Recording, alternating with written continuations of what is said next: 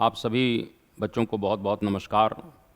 मैं आज बहुत ही इम्पोर्टेंट टॉपिक पर आप लोगों से बात करूंगा और क्रांतिकारियों के ऊपर बहुत इम्पोर्टेंट चीज़ें मैं आपके बीच में ला रहा हूं।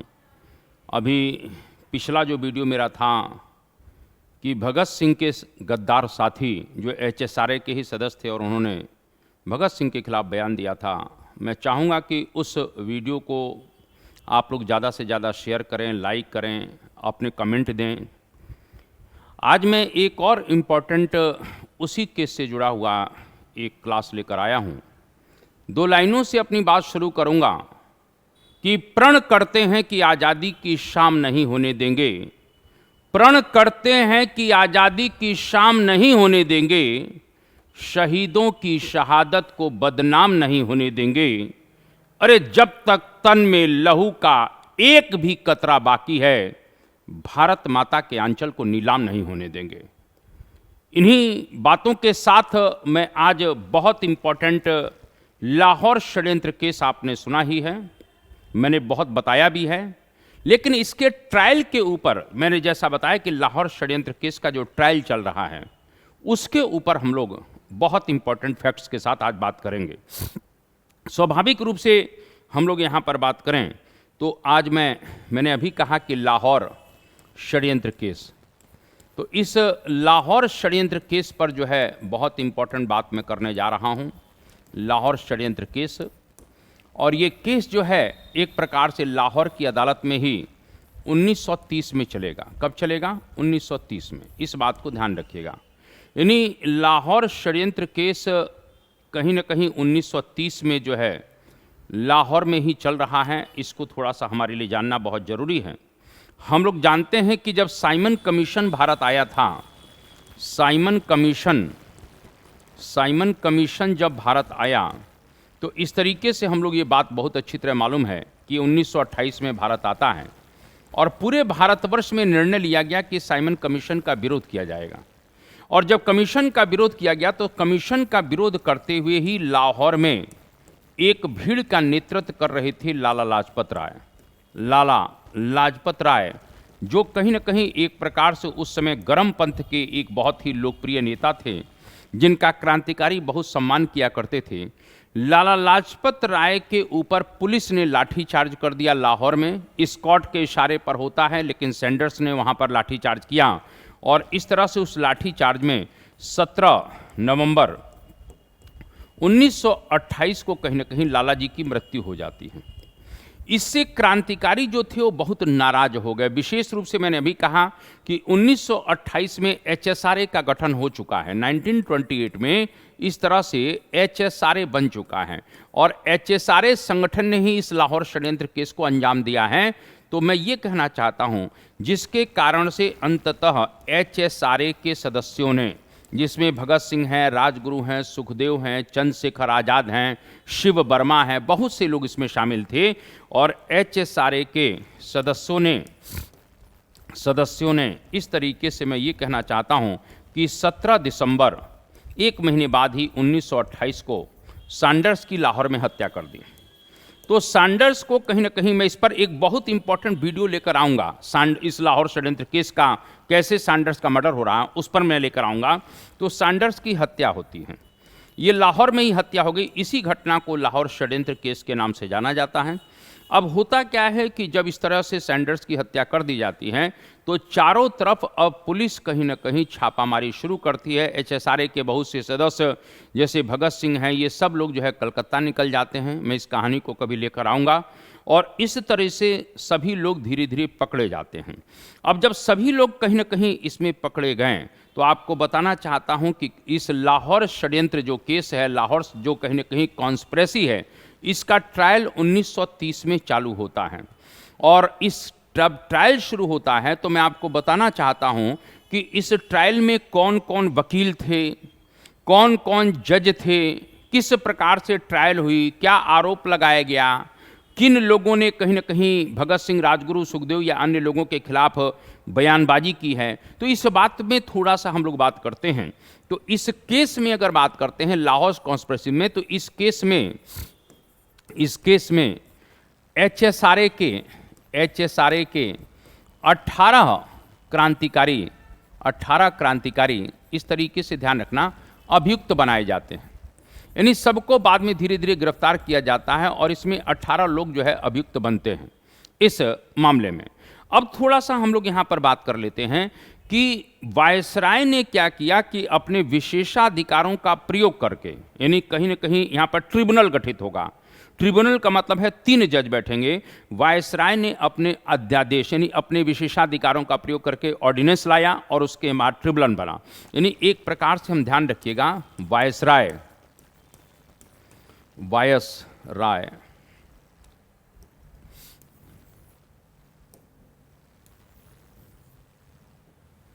वायसराय के ऑर्डिनेंस, ऑर्डिनेंस मतलब अध्यादेश, ऑर्डिनेंस के यानी ऑर्डिनेंस मतलब अध्यादेश लेता आता है और यहाँ एक इस केस के लिए ट्रिब्यूनल बना। ऑर्डिनेंस के बाद एक ट्रिब्यूनल बनता है। ट्रिब्यूनल का मतलब होता है कि 3 लोगों की बेंच बैठेगी, इसको ट्रिब्यूनल कहा जाता है। मैंने भी कहा कि इस केस में HSRA के लगभग 18 लोग कहीं ना कहीं गिरफ्तार किए गए। अब सब लोगों पर केस फाइनल हो रहा है। 1930 में केस चल रहा है। वायसराय ने अपने ऑर्डिनेंस के द्वारा ट्रिब्यूनल का गठन किया। इस केस को सुनने वाले कहीं ना कहीं 3 मेंबर थे, यानी जो ऑर्डिनेंस के द्वारा ट्रिब्यूनल लाया गया उसमें इस प्रकार से 3 इस केस की सुनवाई करने वाले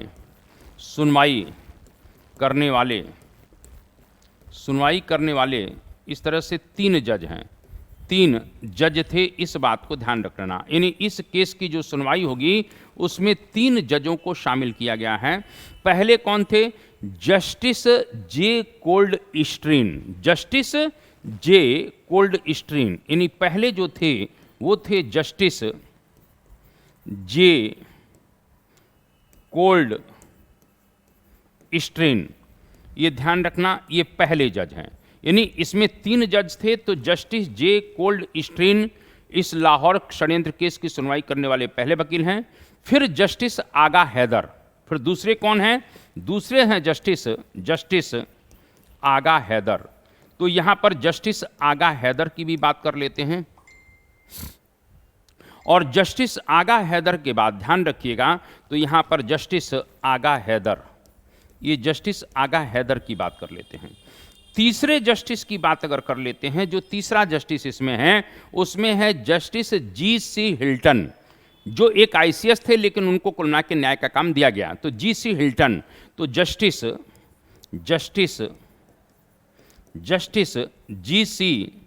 GC हिल्टन, इस बात को ध्यान रख लेना।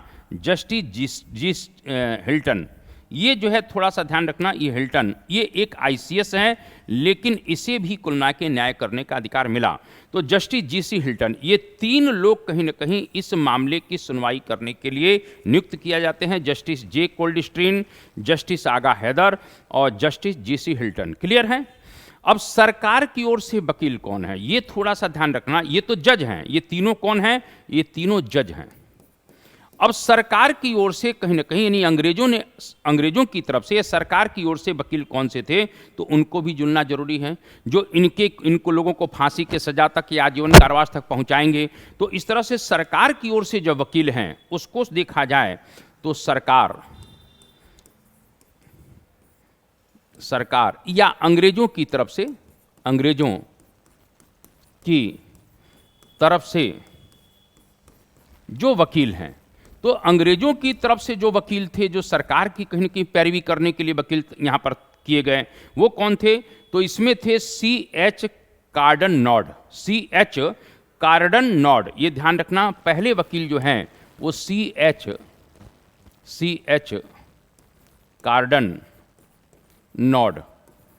तो इस तरह से पहले वकील जो है सरकार की जो पैरवी करेंगे वो CH कार्डन नॉड हैं। दूसरे खान साहब कलंदर अली खान, यानी दूसरे कौन हैं? तो खान साहब कलंदर अली खान। तो ये खान साहब कलिंदर अली खान, ये थोड़ा सा ध्यान रखना, ये दूसरे कहीं ना कहीं इसमें वकील हैं जो सरकार की ओर से पैरवी करेंगे। और तीसरे हैं लाला गोपाल लाल। तो लाला गोपाल लाल तीसरे वकील हुए, ये ध्यान रखना, यानी लाला गोपाल लाल। तो ये तीन जो वकील हैं, ये एक प्रकार से सरकार की पैरवी करने के लिए इस तरीके से 3 वकील तैयार किए गए। इसमें C.H. कार्डनॉड, खान साहब कलंदर अली खान और लाला गोपाल लाल। ये बहुत ही इंपॉर्टेंट फैक्ट्स मैं आप लोगों को बता रहा हूं, प्लीज आप लोग इस पर ध्यान रखिएगा। अब यहां पर थोड़ा सा जो ट्रिब्यूनल है, जो तीनों जज थे, उन लोगों ने क्रांतिकारियों से ये पूछा कि भाई आप लोगों को भी सरकारी खर्च पर कहीं न कहीं वकील की सेवाएं लेना चाहते हैं। अब सुनते जाइए, अदालत ने क्या पूछा उन कहीं न कहीं क्रांतिकारियों से। तो अदालत ने क्रांतिकारियों से पूछा कि आप लोग सरकारी खर्च पर यानी कहीं ना कहीं अपनी पैरवी भी करने के लिए वकील चाहते हैं कि नहीं खर्च चाहते हैं। तो सरकारी खर्च पर वकील की सेवाएं लेना चाहेंगे, सरकारी खर्च पर वकील की सेवाएं लेंगे। अब यहां ध्यान रख लेना, मैंने अभी कहा कि इसमें 18 लोग कहीं कि एक्यूज बनाए गए हैं, अभियुक्त बनाए गए हैं। तो इसमें जो है इन लोगों से पूछा गया कि भाई आप सरकारी खर्च पर आप लोग भी वकील लेंगे जो आपकी बात पैरवी कर सकें। तो यहाँ पर ध्यान रखिएगा, भगत सिंह की बात अगर करते हैं तो भगत सिंह की बात कर देते हैं, यहाँ पर स्वाभाविक रूप से कहीं न कहीं यहाँ पर राजगुरु की बात कर देते हैं, भगत सिंह राजगुरु। इसी प्रकार से ध्यान रखना, सुखदेव की बात कर देते हैं, सुखदेव की बात करें तो भगत सिंह हैं, राजगुरु हैं, सुखदेव हैं, कहीं न कहीं एक प्रकार से देखा जाए आज्ञाराम हैं, ये जितने भी जयदेव हैं, शिव वर्मा हैं, यहाँ पर कहीं न कहीं जयदेव की बात कर दें, जयदेव की बात कर दें, शिव वर्मा की बात कर दें, शिव वर्मा, यानी बहुत ज़्यादातर जो कहीं न कहीं क्रांतिकारी थे, शिव वर्मा की बात कर दें, विजय कुमार की बात कर दें तो विजय कुमार, तो यहाँ पर विजय कुमार की बात कर दें, ये जितने भी लोग थे, विजय कुमार, इस तरीके से ये जितने भी लोग थे, इन लोगों ने कहीं न कहीं कहा कि नहीं, नो। इन लोगों ने कहा कि हमें किसी भी प्रकार से किसी तरह की वकील की जरूरत नहीं है। यानी आप ये समझ सकते हैं कि क्रांतिकारियों के कहीं न कहीं एक प्रकार से उनको मालूम है कि हमारा डेथ वारंट होने वाला है, लेकिन उन्होंने कहा कि नहीं, हमें किसी भी प्रकार के किसी तरह का वकील की जरूरत नहीं है। ऐसे और भी लोग थे, लेकिन आप लोगों को मैंने मुख्य लोगों की बात बताया कि भगत सिंह, राजगुरु, सुखदेव, जयदेव, शिव वर्मा, विजय कुमार, ऐसे बहुत से भी लोग थे जिन्होंने कहीं ना कहीं एक प्रकार से उन्होंने कहा कि हमें किसी भी प्रकार से वकील की जरूरत नहीं है। ठीक है। अब इसमें एक नाम थोड़ा सा ध्यान रख लेना, एक गया प्रसाद की बात करते हैं जो बहुत इंपॉर्टेंट है। गया प्रसाद की बात करें, गया प्रसाद से पूछा गया कि भाई आपका क्या व्यू है।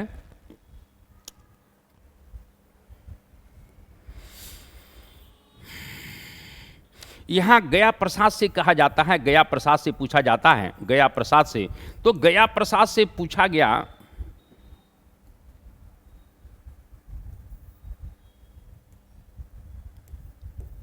गया प्रसाद से पूछा जाता है कि भाई एक बात बताइए, ये भी कुल मिला के कहीं के क्रांतिकारी हैं। गया प्रसाद से पूछा गया कि आपको वकील चाहिए, तो गया प्रसाद ने कोई भी उत्तर नहीं दिया है, कोई भी उत्तर नहीं दिया, यानी कोई जवाब ही नहीं दिया, कोई भी उत्तर नहीं दिया, कोई भी उत्तर नहीं दिया, उन्होंने कोई जवाब ही नहीं दिया, नो रिप्लाई। यानी एक तरीके से गया प्रसाद ने कहा कि नो रिप्लाई, कोई जवाब ही नहीं दिया। इस बात को थोड़ा सा ध्यान रखिएगा। महावीर सिंह ने कहा कि मैं आपकी अदालत की कार्रवाई में भाग ही नहीं लेना चाहता हूं। देखिए, क्योंकि उनको मालूम है कि आप करना क्या चाहोगे, हम कितनी भी पैरवी कर लें, आप हमारा डेथ वारंट निकालोगे। तो महावीर सिंह कहते हैं कि मैं आपकी अदालत की कार्रवाई में भाग ही नहीं लेना चाहता हूं। देखिए कैसे कैसे कुलना के कहने के क्रांतिकारी हुए महावीर सिंह। महावीर सिंह से जब पूछा जाता है तो महावीर सिंह ने कहा कि मैं आपके अदालत की कार्यवाही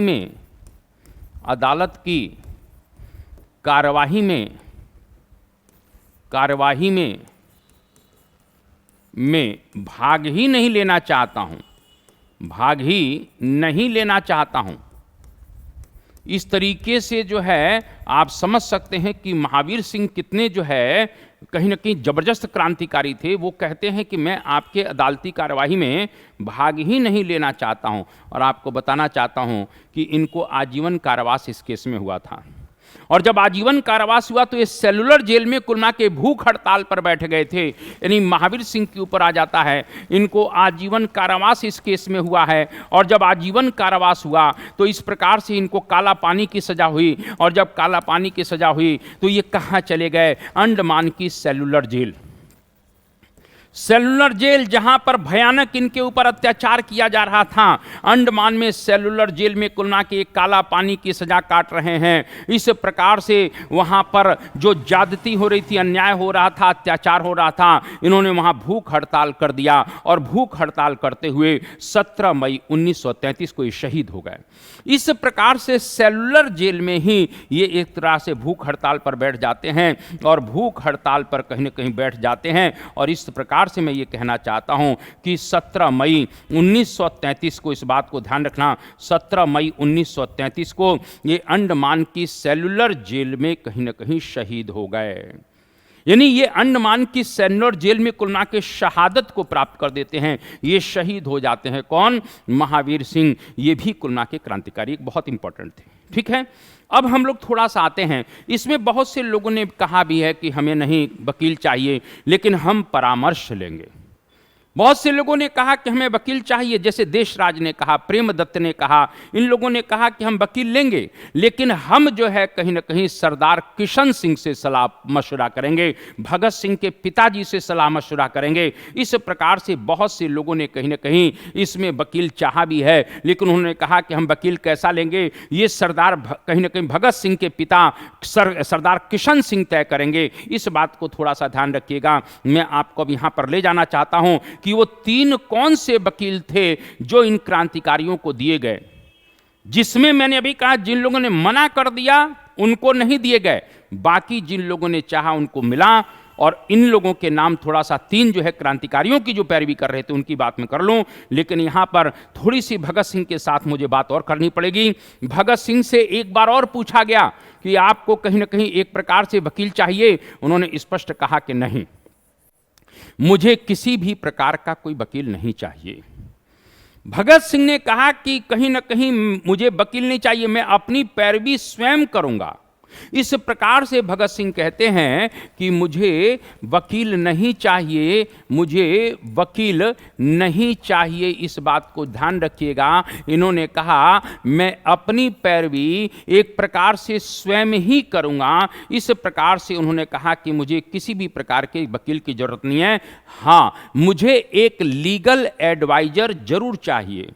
उन्होंने कहा कि एक लीगल एडवाइजर मुझको चाहिए। जरा सुनते जाइएगा, लीगल एडवाइजर, जिससे मैं कहीं ना कहीं इस प्रकार से, इस लीगल एडवाइजर से मैं कहीं ना कहीं जो भी कानून संबंधी पैंचे हैं उनसे सलाह ले सकूं। और उन्होंने कहा वो लीगल एडवाइजर जो होगा वो मिस्टर दूनी चंद होंगे, जो उस समय एक बहुत बड़े देशभक्त थे, कहीं ना कहीं भगत सिंह के पिताजी के मित्र हुआ करते थे। तो इस लीगल एडवाइजर के रूप में जो नियुक्ति होती है वो मिस्टर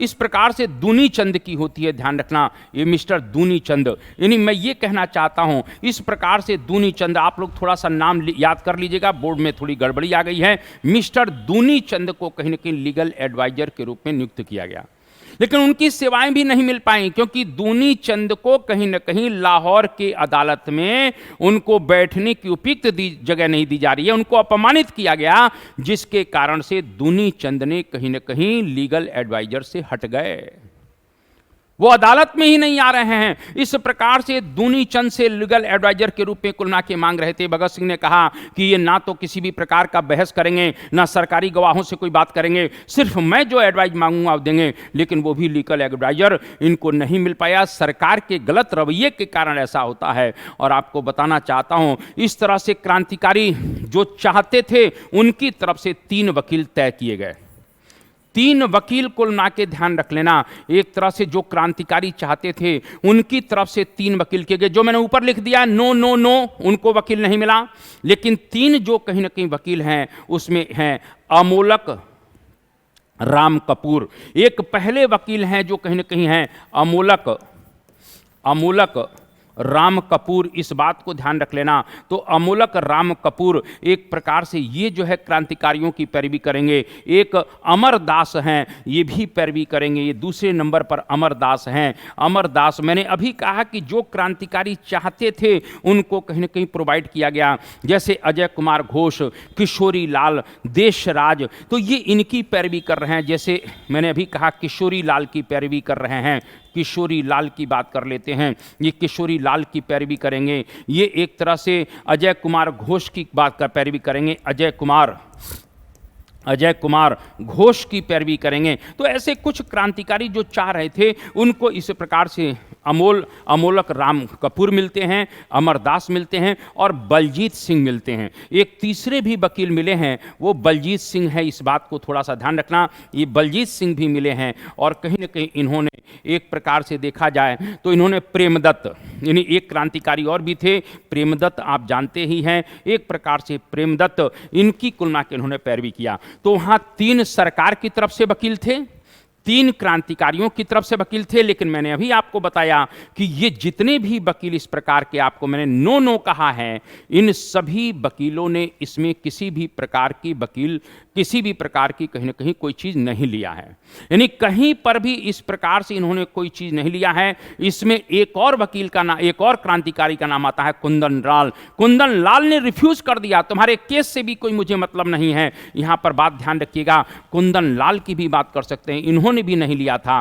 कुंदन लाल की बात करें, कुंदन लाल, तो इस तरीके से कुंदन लाल ने कहीं ना कहीं तत्काल जो है मना किया, रिफ्यूज किया है, यानी कुंदन लाल इस तरीके से कुंदन लाल ये रिफ्यूज कर देते हैं। मेरा ये कहने का मतलब है कि जितने भी क्रांतिकारी थे इनको कोई वकील नहीं मिला, क्योंकि इन्होंने स्पष्ट रूप से मना कर दिया है। और मैंने अभी कहा है, इस प्रकार से यहाँ पर थोड़ा सा ध्यान रखिएगा, महावीर सिंह ने भी कोई वकील नहीं लिया है। मैंने अभी महावीर सिंह के विषय में सब बात आपको बताया। इस तरीके से जो है जिनको वकील मिला वो मैंने आपको बता ही दिया है। भगत सिंह ने कहने की लीगल एडवाइजर चाहा था, लेकिन मिस्टर दूनी चंद को चाहा था, लेकिन वो भी एक प्रकार से सरकार के गलत रवैये के कारण वो भी सलाह नहीं दे पाए।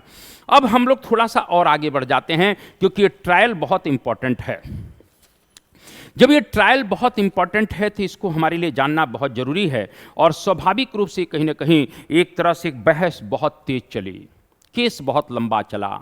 मैं इस केस में जो पहला व्यक्ति ही शहीद हो गया है आपको बताना चाहता हूं। इस केस में कुल मिला के भूख हड़ताल भी हुई थी, आप लोग जानते ही हैं। एक केस चलने से पहले ही एक प्रकार से भूख हड़ताल हुई, और कहीं ना कहीं इसी लाहौर सेंट्रल जेल में, यानी बोस्टन जेल में कुछ लोग थे, कुछ लाहौर सेंट्रल जेल में थे, लाहौर की ही बात है। और इस प्रकार से मैं उस वीडियो को जरूर अलग लेकर आऊँगा, और उसमें HSRA के ही एक मेंबर थे जो कहीं ना कहीं लाहौर षड्यंत्र केस में उनको भी एक प्रकार से कलकत्ता से गिरफ्तार किया गया था, जिनका नाम जतिन दास था। आप बहुत अच्छी तरह जानते हैं, ये जतिन दास को आप बहुत अच्छी तरह जान रहे हैं। और स्वाभाविक रूप से 63 दिन की भूख हड़ताल के बाद मैं इनके कहीं न कहीं केस को लेकर आऊंगा। किस प्रकार से जो भगत सिंह कहीं ना कहीं फौलादी सीना था, वो भगत सिंह की आंखों में भी आंसू आ जाता है। इसमें केस को कल जरूर लेकर आऊंगा, जरूर देखिएगा। 63 दिन की भूख हड़ताल के बाद अंततः 64वें दिन कहीं ना कहीं 13 सितंबर 1929 को 13 सितंबर 1929 को इस तरीके से आपको बताना चाहता हूं।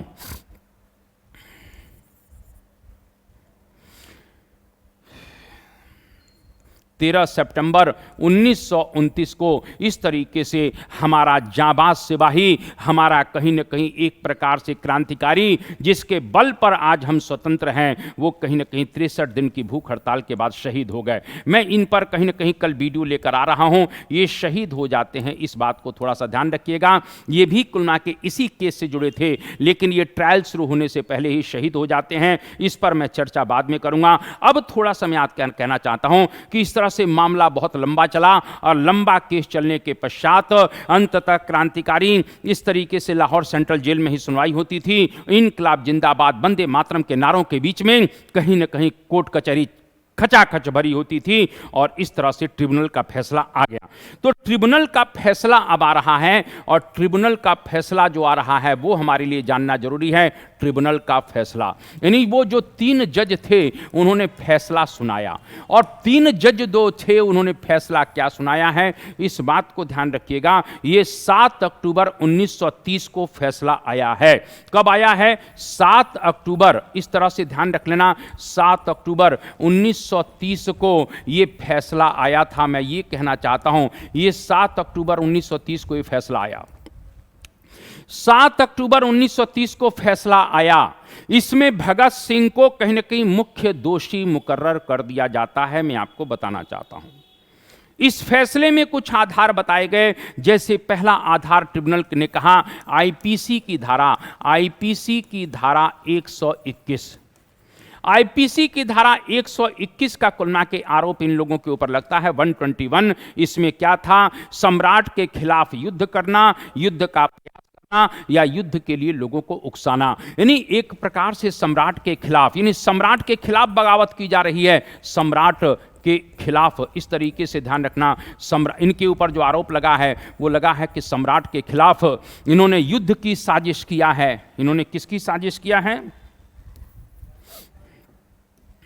सम्राट के खिलाफ इन्होंने युद्ध की साजिश की है। युद्ध की साजिश कही है। इस प्रकार से युद्ध की साजिश आता है, युद्ध को उकसाने भी आता है। युद्ध का उकसाना, युद्ध का उकसाना भी, इन्हीं लोगों को युद्ध के लिए सम्राट के खिलाफ उकसाने का भी इनके ऊपर आरोप लगाया और कहीं ना कहीं युद्ध का प्रयास भी आता है। यानी एक प्रकार से कहीं ना कहीं युद्ध की साजिश की जाती है, युद्ध किया जाता है, युद्ध का कुल मिला के कहीं ना कहीं एक प्रकार से प्रयास किया जाता है। तो युद्ध का प्रयास भी हम कह सकते हैं, युद्ध का प्रयास।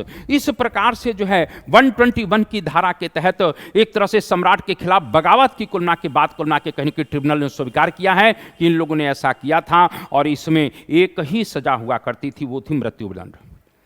इसमें कुल मिला के एकदम स्पष्ट जो इस सजा इसमें था वो मृत्युदंड था। यानी एकदम क्लियर हो चुका है कि कहीं ना कहीं निश्चित रूप से क्रांतिकारियों को मृत्युदंड मिलना तय है। फिर दूसरी धारा कौन सी लगाई गई? उसमें जो है आईपीसी की धारा, आईपीसी की धारा 120। तो आईपीसी की धारा 120 की बात कर लेते हैं। ये 120 की भी धारा आईपीसी की लगाई जाती है। इसमें क्या किया गया है? इसमें कहीं ना कहीं स्पष्ट रूप से कहा गया, इसमें भी कुल मिला के नाना प्रकार की बातें कही गई। सम्राट के खिलाफ कुल मिला के बातें की गई, सरकार के खिलाफ बातें की गई। इसमें भी ध्यान रखना आजीवन कारावास या मृत्युदंड का प्रावधान है। यानी इसमें भी एक प्रकार से आजीवन कारावास की भी बात की जा सकती है। ये भी कहीं ना कहीं इसके ऊपर लगा और या मृत्युदंड। तो 120 और 121 ये दो चीजें धाराएं लग रही हैं। तीसरा आईपीसी की धारा 302 जिसमें हत्या है, आप बहुत अच्छी तरह जानते हैं। तो यहाँ पर ध्यान रखना आईपीसी की धारा इस तरीके से, आईपीसी की धारा 302 और आईपीसी की धारा 302 ये भी लगती है और इसमें भी कुल मिला के कहीं ना कहीं एक प्रकार से हत्या का, यानी आईपीसी की धारा 302 यानी एक तरह से हत्या। इस तरह से सैंडर्स की जो हत्या हुई है तो यहाँ पर हत्या की भी बात की जाती है। तो ये सभी कहीं ना कहीं धाराएं क्रांतिकारियों के ऊपर लगे। ट्रिब्यूनल ने अपने फैसले में एक संगठन का भी नाम लिया जिसका नाम था HSRA। यानी एक प्रकार से कोर्ट ने कहीं न कहीं HSRA संगठन का नाम लेकर संगठन के सदस्यों की सजा मुकर्रर की। यानी जो कहीं न कहीं अदालत थी, अदालत ने HSRA जिसकी बात मैं कर चुका हूं, हिंदुस्तान सोशलिस्ट रिपब्लिकन एसोसिएशन का नाम लेकर संगठन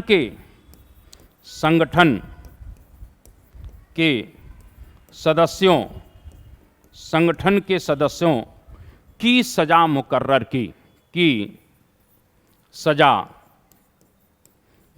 की, इस बात को थोड़ा सा ध्यान रखना। तो इस तरीके से HSRA कहीं न कहीं अदालत ने HSRA का नाम लेकर इस तरह से संगठन के कहीं न कहीं सदस्यों की सजा मुकर्रर की है। अब सजा में क्या क्या आधार और बनाए? चश्मदीद जो थे, इन लोगों ने आंखों से देखा है उन गवाहों के बयान, तो चश्मदीद गवाहों के बयान। अब आधार जो इसमें लग रहा है, आप ध्यान रखना इसमें कौन कौन से आधार लिए जा रहे हैं। तो आपको बताना चाहता हूं कि चश्मदीद गवाहों के बयान, पहला उन्होंने कहा कि जो चश्मदीद थे, जो आई विटनेस हैं, तो चश्मदीद गवाहों के बयान। तो इस प्रकार से थोड़ा सा ध्यान रखना, चश्मदीद गवाहों के बयान की बात करते हैं, जो वहां पर देख रहे थे, मौके पर थे, उसमें कहीं ना कहीं ध्यान रखना HSRA के ही एक गद्दार का नाम आता है, जय गोपाल। जय गोपाल जो SSRA का सदस्य था, बाद में कुल मिला के कहीं ना कहीं गद्दार बना है। तो इस तरह से जय गोपाल इसमें पहला कुल मिला के है। जय गोपाल जो HSRA का ही सदस्य था, कल मैंने बताया था, जो HSRA का ही सदस्य है और कहीं ना कहीं बाद में क्या बना, सदस्य है, और जो बाद में क्या बना, बाद में कहीं ना कहीं गद्दार हो गया। मैंने आपको बताया था, जो बाद में क्या बन गया, बाद में गद्दार बन जाता है, ये भी मैंने कहा था। ये कहता है मैं आई विटनेस हूं, मैं था, और बिल्कुल सही था, जय गोपाल वहां मौके पर है। इसके बाद कहीं न कहीं ट्रैफिक इंस्पेक्टर फर्न का भी नाम आता है, यानी कहीं न कहीं दूसरे चश्मदीद कौन है, जो ट्रैफिक इंस्पेक्टर वहां के थे। तो ट्रैफिक इंस्पेक्टर की बात करते हैं, तो ट्रैफिक इंस्पेक्टर इस प्रकार से थोड़ा सा ध्यान रखना, यहां फर्न की बात आती है, तो ट्रैफिक इंस्पेक्टर फर्न भी कुल मिला के कहीं न कहीं एक प्रकार से आई विटनेस है। इसके बाद और कौन है, टैक्सी ड्राइवर अब्दुल्ला हैं, सिपाही मोहम्मद इब्राहिम हैं। तो यहां पर टैक्सी ड्राइवर भी ध्यान रख लेना, एक टैक्सी ड्राइवर भी वहां पर था, और टैक्सी ड्राइवर की बात आती है तो टैक्सी ड्राइवर अब्दुल्ला का बयान भी लिया गया, ये थोड़ा सा ध्यान रखना। तो टैक्सी ड्राइवर अब्दुल्ला का बयान भी कुल मिला के आई विटनेस में है। इसके बाद मैंने कहा एक सिपाही है मोहम्मद इब्राहिम, उसका भी बयान आता है। तो सिपाही इस तरीके से कहीं ना कहीं मोहम्मद इब्राहिम, इन सभी लोगों ने ध्यान रख लेना क्रांतिकारियों के खिलाफ इस प्रकार से जो है ये बयान दिया था, और इन्हीं बयानों में कुल मिला के इतनी ताकत थी कि हमारे क्रांतिकारियों को कहीं ना कहीं फांसी के फंदे तक पहुंचाया गया। ठीक है, इसके बाद यहां पर ध्यान रख लेना दूसरा आधार क्या लगता है कि सैंडर्स वध के बाद लाहौर में चिपकाए गए पोस्टर्स। ध्यान रख लेना एक दूसरा आधार भी और है कि जब सैंडर्स वध हो जाता है तो सैंडर्स वध के बाद इस बात को ध्यान रखना, लाहौर में चिपकाए गए पोस्टर, लाहौर में जो ध्यान रखना जो पोस्टर चिपकाए जा रहे हैं वो भी एक प्रकार से आधार बनाया गया है। तो लाहौर में चिपकाए गए पोस्टर, ये भी थोड़ा सा ध्यान रखना, ये भी बहुत इंपॉर्टेंट है। लाहौर में चिपकाए गए पोस्टर, और कहीं ना कहीं उस पोस्टर का भगत सिंह के, यानी कहीं जो पोस्टर चिपकाए गए थे उस पोस्टर का भगत सिंह के हाथ का लिखा होना, यानी लाहौर में सैंडर्स वध के बाद लाहौर में चिपकाए गए पोस्टर का भगत सिंह के हाथ से लिखा होना, भगत सिंह के हाथ से लिखा होना। तो हाथ से लिखा होना इस प्रकार से, क्योंकि ये भगत सिंह ने ही लिखा है, इस प्रकार से जो है बातें किसने कहा था वो मैं आपको बताना चाहता हूं कि जो पोस्टर चिपकाए गए हैं सैंडर्स की हत्या के बाद, वो पोस्टर और किसी ने नहीं, भगत सिंह ने हाथ से लिखा है। ये बात किसने किया, ये सिद्ध किया जय गोपाल और कहीं न कहीं हंसराज बोहरा। जय गोपाल और हंसराज बोहरा का बयान जिसमें कहा गया कि उन्होंने खुद पोस्टर पर भगत सिंह को लिखते हुए देखा था, यानी जय गोपाल और हंसराज बोहरा। मैंने कहा ना ये कुल मिला के कैसे सिद्ध किया गया, ये सिद्ध किया गया, इस बात को थोड़ा सा ध्यान रख लेना। तो इसमें कहीं ना कहीं HSRA के ही जो गद्दार थे, मैंने कल बताया था HSRA के गद्दार कौन कौन थे, उसमें मैंने फिर बताया कि HSRA के जो गद्दार थे उसमें फिर मैं जय गोपाल का नाम ले लेता हूं, फिर मैं कुल मिला के कहीं ना कहीं इस प्रकार से हंसराज बोहरा का नाम ले लेता हूं,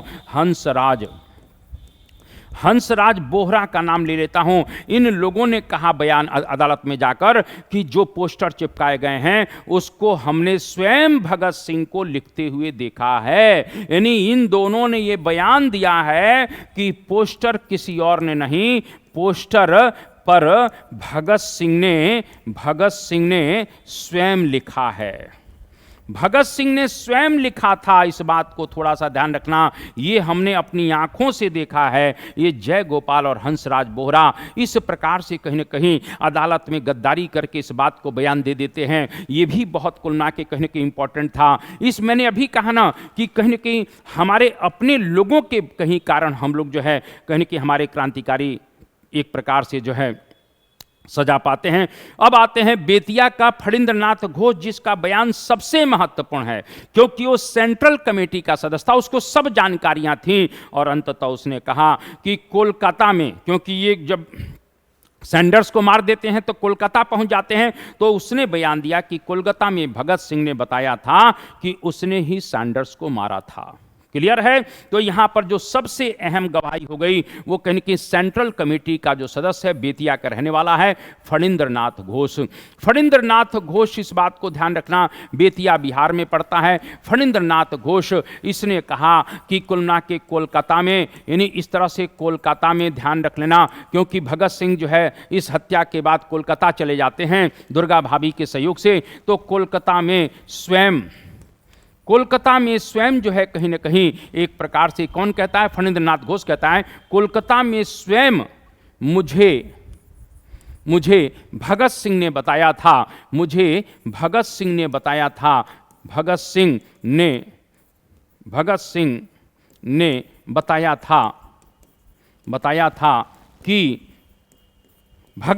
बताया था क्या बताया था? कि उन्होंने सैंडर्स को मार दिया है, कि उन्होंने मतलब यानी भगत सिंह ने, उन्होंने मतलब भगत सिंह ने, इस प्रकार से भगत सिंह, उन्होंने का मतलब है भगत सिंह ने ही सैंडर्स को मारा।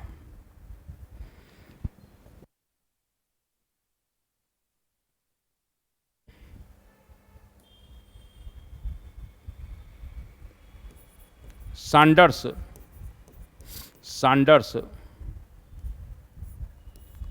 को मारा। तो इस बात को थोड़ा सा ध्यान रखना, सैंडर्स को मारा, यानी एक प्रकार से फणींद्रनाथ घोष का जो बयान है वो अपने आप में बहुत इंपॉर्टेंट है, जिसमें वो कहता है कि मेरे से स्वयं कोलकाता में भगत सिंह ने कहा था कि उसने स्वयं सैंडर्स को मारा है।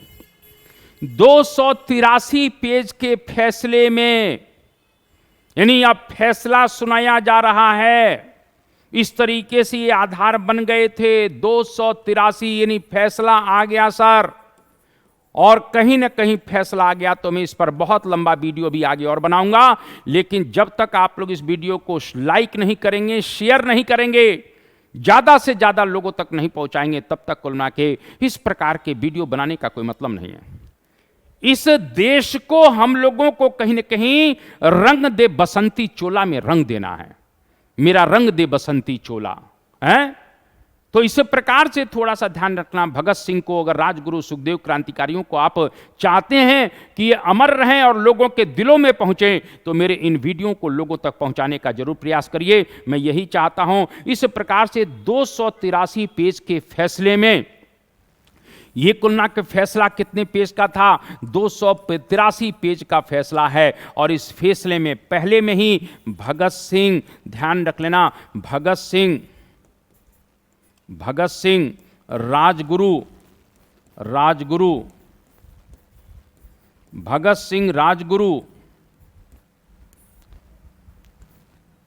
और सुखदेव,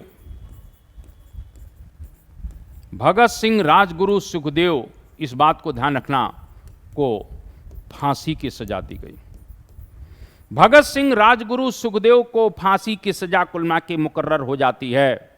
आगे 7 लोग और भी हैं, इस फैसले में 7 लोग और भी हैं जिनको आजीवन कारावास मिलेगा, यानी इनको फांसी है। बाकी 7 लोगों की बात करते हैं तो शिव वर्मा की बात कर लेते हैं, शिव वर्मा की बात कर लेते हैं, कहीं ना कहीं विजय कुमार सिन्हा की बात कर लेते हैं, महावीर सिंह की बात कर लेते हैं, विजय कुमार सिन्हा, महावीर सिंह, इस बात को ध्यान रखना, महावीर सिंह, विजय कुमार सिन्हा, गया प्रसाद, जयदेव कपूर,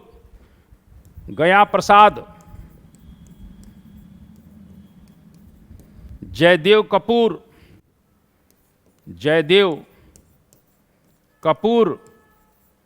तो इस तरीके से शिव वर्मा, विजय कुमार सिन्हा, महावीर सिंह, गया प्रसाद, जयदेव कपूर, और इस तरीके से हम कह सकते हैं कि किशोरी लाल और कहीं ना कहीं कमलनाथ तिवारी, यानी किशोरी लाल और कहीं न कहीं कंवल नाथ तिवारी, इन सभी लोगों को, यानी ये जो 7 लोग हैं, इनको आजीवन कारावास की सजा दी गई। यानी इन 7 लोगों की बात अगर करता हूं तो ये जो 7 लोग हैं, इनको आजीवन कारावास। आप देखिए कि देश के लिए ये क्या क्या नहीं कर गए, फांसी पर झूल गए, कारावास में चले गए। और मैंने अभी कहा महावीर सिंह तो कहीं ना कहीं काला पानी की सजा पाते हुए वहीं शहीद भी हो गए। इसके बाद आप ध्यान रखिएगा, कुंदन लाल को 7 साल की और प्रेम दत्त को 5 साल की सजा इसी में मिलती है। यानी एक प्रकार से ध्यान रखिएगा, कुंदन लाल की बात करते हैं, कुंदन लाल की बात करें और प्रेम दत्त की बात कर लें तो कुंदन लाल और प्रेम दत्त, ये ध्यान रख लेना। तो कुंदन लाल को 7 साल की सजा है, ये थोड़ा सा ध्यान रखना, यहाँ पर 7 साल की सजा कुंदन लाल को है, जबकि प्रेम दत्त को 5 साल की सजा है। प्रेम दत्त को कितने साल की सजा है, तो इस तरीके से ध्यान रखना, इसमें 5 साल की सजा प्रेम दत्त को दी जाती है। इस प्रकार से ये भी आपसे पूछा जाएगा। अजय कुमार घोष की बात कर लें, जितेंद्र नाथ सान्याल की बात कर लें, देशराज की बात कर लें, इनको सबूतों के अभाव में बरी कर दिया गया। तो अजय कुमार घोष, देशराज, जितेंद्र नाथ सान्याल, इस प्रकार से ध्यान रखना। तो यहाँ पर अजय कुमार घोष की बात कर लेते हैं, अजय कुमार घोष की बात कर लेते हैं, ये ध्यान रख लेना। इसी प्रकार अजय कुमार घोष की बात कर लेते हैं। इसी प्रकार से जितेंद्र नाथ सान्याल, देशराज, इनको कुल मिला के कहीं ना कहीं देशराज की बात कर लेते हैं। देशराज, इन सभी लोगों को कुल मिला के सबूतों के अभाव में, इस प्रकार से सबूतों के अभाव में बरी कर दिया जाता है। मेरा ये कहने का मतलब है कि इसमें क्वेश्चन जो बनेगा वो ये बनेगा कि कौन कौन जज थे, कौन कौन लोगों ने कहीं ना कहीं वकालत की है सरकार की तरफ से, इनकी तरफ से, किन लोगों को काला पानी की सजा हुई, किन लोगों को कुल मिला के मृत्यु दंड दिया गया। इस प्रकार से थोड़ा सा ध्यान रखना, ये सभी चीज़ें आपसे बिल्कुल पूछी जाएंगी। मैं यही कहूँगा कि लाहौर षड्यंत्र केस के ऊपर मेरा अलग वीडियो होगा। ये लाहौर षड्यंत्र केस का ट्रायल था और उस ट्रायल में मैंने आपको बताया कि किसको किस तरीके से सजा मिलती है। इसी मैंने कहा लाहौर षड्यंत्र केस से जुड़े हुए हमारे कुलना के जतिन दास थे और जतिन दास इस ट्रायल से पहले ही 13 सितंबर 1929 को कहीं न कहीं 63 दिन की भूख हड़ताल के बाद शहीद हो गए। मैं आप लोगों से बस यही कहना चाहता हूं, इस प्रकार के वीडियो को ज्यादा से ज्यादा शेयर करें जिससे मैं और बेहतर से बेहतर वीडियो बना सकूं। आप सभी लोगों को नमस्कार, जय हिंद, जय भारत, वंदे मातरम।